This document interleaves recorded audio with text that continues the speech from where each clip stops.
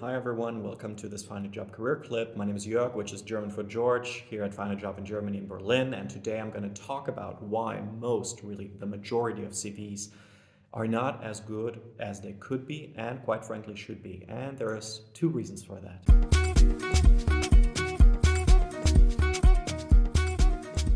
First of all, let me share my personal opinion on the necessity of CVs. If it were up to me, we could totally get rid of CVs. If I want to know whether you're good at something, I don't need your CV for that.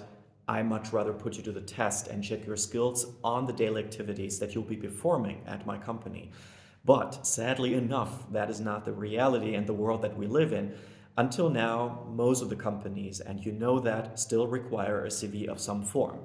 That is why you need to invest in your CV. Reason number one, and I would say this is the basics of it all, and if we're really true to ourselves, everybody is going to probably have to admit this, there is no proper career advice out there.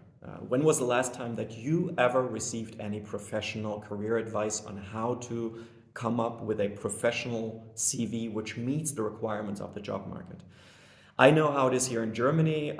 You get some basic training when you're still in high school, and they tell you what the outline should be. Every session that I have been in myself, be that in school, be that in uni, which was covering the way in which you should be drafting a CV, is simply from your perspective. It only pictures, it only mirrors your own perspective. It's very self-centric, so to speak.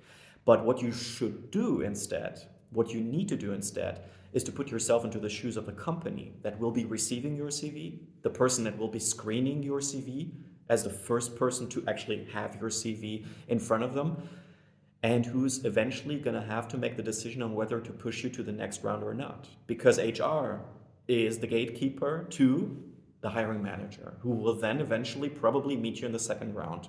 It's important for you to understand that this is the basics. You need to speak their language, and the keywords need to, for example, reflect that in your CV, which you're using.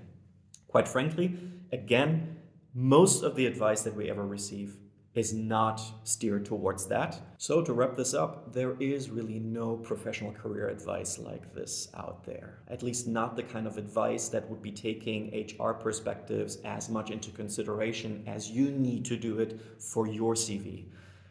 The people that are doing these courses at university, and also my former teacher back then when I was in 10th grade, they all have good intentions, but they really don't have any clue on what you should be putting in your CV.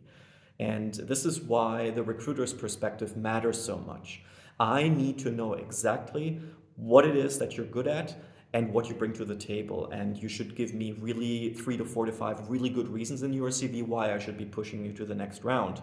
Which now brings me to my second reason on why most of the CVs really that recruiters receive are not as good as they could or should be. I am going to be looking at your CV probably just for 7, 8, or 9 seconds. And that's the sad truth. That's just what it is. I'm very sorry, but this is the time pressure that you as a recruiter are working under. So I will decide whether or not I'm going to be spending time with you in due process or not.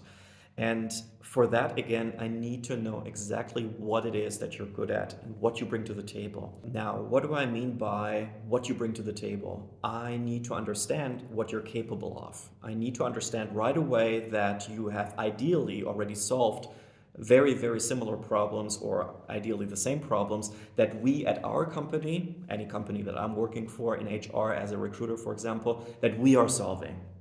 Ideally, you have already done the same activities. Ideally, you have the capability of learning that in case you have not done that. I need to see that exactly from your CV. And this is why, again, taking into consideration how little time I'll be spending screening your CV needs to catch my eye right away. And here comes what you can improve right away. Focus on your top 2 or 3 major strengths. Because, first of all, only your strengths are going to help you get hired.